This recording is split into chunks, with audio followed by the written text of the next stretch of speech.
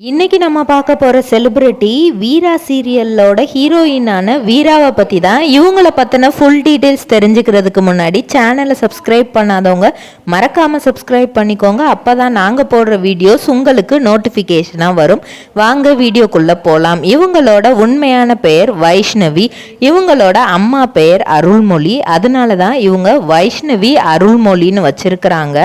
தன்னோட அப்பா பேரை பின்னாடி சேர்க்காம அம்மா பேரை பின்னாடி சேர்த்ததுக்கான காரணம், அவ்வளோ தூரம் அவங்க அம்மாவை அவங்களுக்கு பிடிக்குமாம். அப்பாவை விட 1995 ஜனவரி மாதம் 1 மதுரையில் இவங்க பிறந்திருக்கிறாங்க. இவங்க அம்மா 7th டே ஸ்கூலில் டீச்சராக ஒர்க் பண்ணுறாங்க. அதனால் இவங்களையும் பிறந்த உடனே கொஞ்ச நாள் அந்த 3 வயசு இவங்கள பிறந்ததுலேருந்தே அந்த ஸ்கூலுக்கு சின்ன பிள்ளையிலேருந்தே தூக்கிட்டு போயிடுவாங்களாம். ஸோ அவங்களையும் அந்த ஸ்கூல்லையே சேர்த்து விட்டு அந்த ஸ்கூல்லேயே அவங்க படிக்கிறாங்க. ஃபஸ்ட் ஸ்டாண்டர்ட்லேருந்து 12th வரைக்குமே அங்கே தான் படிக்கிறாங்க. அப்புறம் நேரு காலேஜில் ஏரோநாட்டிக்கல் இன்ஜினியரிங் எடுத்து படிக்கிறாங்க. ஸோ ஏரோநாட்டிக்கல் இன்ஜினியரிங் எடுத்து படித்ததுனால நம்ம பைலட் ஆயிடுவோம் அப்படிங்கிற ஒரு கனவோடு தான் படிச்சிருக்கிறாங்க. இவங்களோட அண்ணா சித்து குமார். இவங்களும் சினி ஃபீல்டில் தான் மியூசிக் டைரக்டராக இருக்காங்க. தம்பி ஏகே பிரியன், அவங்களும் மியூசிக் டைரக்டர். ஸோ அண்ணா சித்துக்குமார் மூலியமாக அவங்களோட ஃப்ரெண்டான ஒருத்தவங்க யூடியூப்பில் அவங்களுக்கு வாய்ப்பு கிடைக்கிது சின்னதாக ஒரு ஃப்ரெண்டு ரோலில் நடிக்கிறதுக்கு. அதுக்கப்புறம் அது கொஞ்சம் ஃபேமஸ் ஆனதுக்கப்புறம் அக்கா தங்கச்சி ரோல் ஒன்று, அப்புறம் அண்ணன் தங்கச்சி ரோல், இப்படி யூடியூப்பில் சின்ன சின்ன ரோல் பண்ணிகிட்டே இருக்காங்க. அது மூலியமாக தான் அவங்களுக்கு கலர்ஸில் மலர் அப்படிங்கிற ஒரு சீரியல் நடிக்க வாய்ப்பு கிடைக்கிது. ஹீரோயினோட ஃப்ரெண்ட், அதாவது ஸ்வாதி ஹீரோயினோட தங்கச்சியாக நடிக்கிற வாய்ப்பு கிடைக்கிது. அதையும் பண்ணுறாங்க. அது பண்ணப்போ தான் அவங்களுக்கு சன் டிவியில் அழகு சீரியல், அதாவது ரேவதி நடித்த அழகு சீரியலில் ஒரு கேரக்டரில் சின்ன ரோல் தான், ஆனாலுமே அதை சன் டிவி அழகு சீரியலை அவங்க அக்செப்ட் பண்ணிக்கிட்டது காரணம் அவங்க அம்மாவுக்கு ரேவதி அப்படின்னா ரொம்பவே பிடிக்குமாம். அந்த ஒரு காரணத்துக்காகவே அதை அவங்க ஓகே பண்ணிட்டாங்க. அதுக்கப்புறம் விஜய் டிவியில் பொண்ணுக்கு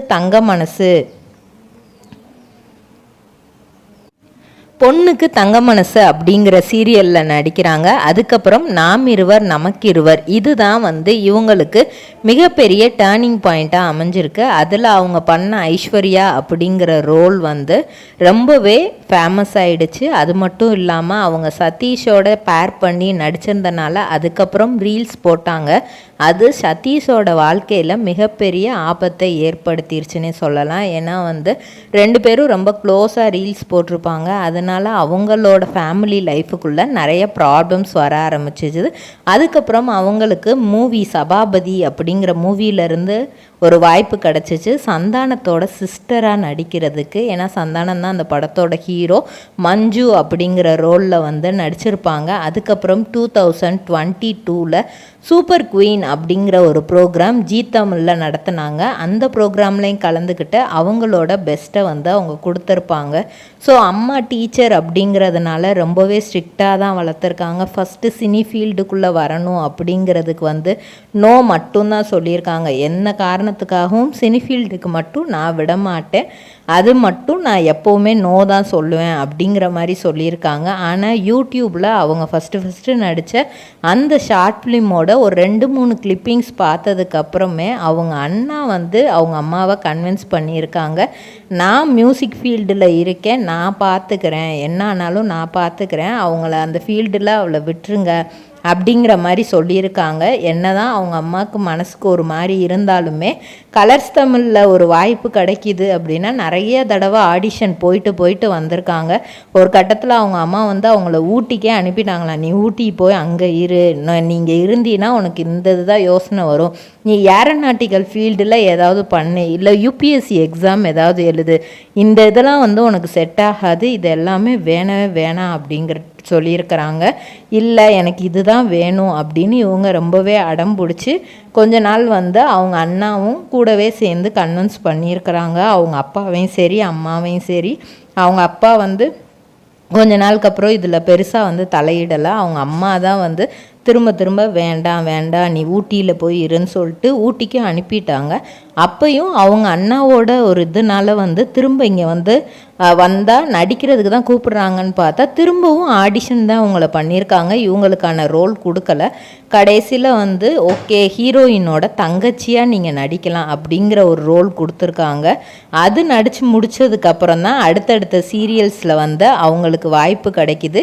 இப்போது நாம் இருவர் நமக்கிருவர் நாடகத்தில் இருந்த அவங்க அம்மாவே வந்து ஷூட்டிங் ஸ்பாட்டில் கொண்டு வந்து விட்டுட்டு அவங்கள ஃபுல் அண்ட் ஃபுல் அவங்கள என்கரேஜ் பண்ணுறது, நீ இந்த மாதிரி நடி, இந்த மாதிரி சுடிதார்ஸ் எல்லாம் போடு. இதனால் வந்து அவங்களுக்கு நிறைய செலவும் தான் ஆகுது. ஏன்னா வந்து சீரியல்ஸை பொறுத்த வரைக்கும் அவங்க காஸ்டியூம் செலவு அவங்களோடைய தான். சேலரி கொடுத்தாலுமே இந்த காஸ்டியூம்ஸ் எல்லாம் தேடி தேடி வாங்கும்போது அதுக்கான ரிஸ்க்கும் இருக்குது. அது எல்லாமே இப்போ வந்து அவங்க அம்மா தான் ஃபுல் அண்ட் ஃபுல் பார்த்துக்கிறாங்களாம். அது மட்டும் இல்லாமல் நிறைய ப்ரொமோஷன், கொலாபரேஷன்ஸ் இதெல்லாம் வந்து அவங்க பண்ணி கொடுத்துட்ருக்காங்க இன்ஸ்டாகிராமில். அவங்களோட அண்ணனும் தம்பியும் இவங்களுக்கு பில்லர் ஆஃப் ஸ்ட்ரென்த் அப்படின்னே சொல்கிறாங்க. என்னை சுற்றி எத்தனையோ பேர் எத்தனையோ பிரச்சனை வந்திருக்கலாம், ஆனால் அதை நான் ஃபேஸ் பண்ணுறதுக்கு எனக்கு வந்து ஸ்ட்ரென்த்தாக இருக்கிறது என்னோட அண்ணனும் தம்பியும் தான். அதையும் தாண்டி எனக்கு ஒரு பில்லர் ஆஃப் ஸ்ட்ரென்த் இருக்காங்க அப்படின்னா அவங்க தான் என் உலகம். அது எங்கள் அம்மா தான். அவங்க இல்லை அப்படின்னா அவங்க ஸ்டார்டிங் நோ சொன்னாங்க. அதுக்கும் அவங்களுக்கான காரணங்கள் நிறையா இருக்கும். இருந்தாலும் என்னையும் வந்து நல்ல பாதையில் அவங்க வளர்த்துருக்காங்க அப்படின்னு சொல்லியிருக்காங்க. இதே மாதிரி பல செலிப்ரிட்டிஸோட பயோகிராஃபி தெரிஞ்சுக்கிற சேனலை மறக்காமல் சப்ஸ்கிரைப் பண்ணிக்கோங்க. சொந்தமாக தொழில் தொடங்கணும்னு ஆசையா? ஆனால் முதலீடு நினச்சி கவலையாக இருக்கா? கவலை விடுங்க. ஆர்ஆர்ஆர் ட்ரேடிங் கம்பெனி இப்போ உங்களை ஒரு வெற்றிகரமான பிஸ்னஸ் மேனாக மாற்ற ரெடியாக இருக்கும். முக்கிய அம்சங்கள் என்னென்னா, பாக்குமட்டை தட்டு தயாரிப்பு தொழில் ரொம்ப சிம்பிள், ஆனால் லாபம் அதிகம். நாங்களே லோனும் அரேஞ்ச் பண்ணி தரோம். இதில் ஸ்பெஷல் என்னென்னா 25% 35% வரைக்கும் மானியமும் கிடைக்கும். உயர்தர மிஷின்ஸ் மற்றும் தரமான ரா மெட்டீரியல்ஸ் வருஷம் முழுக்க நாங்களே சப்ளை பண்ணிடுவோம்.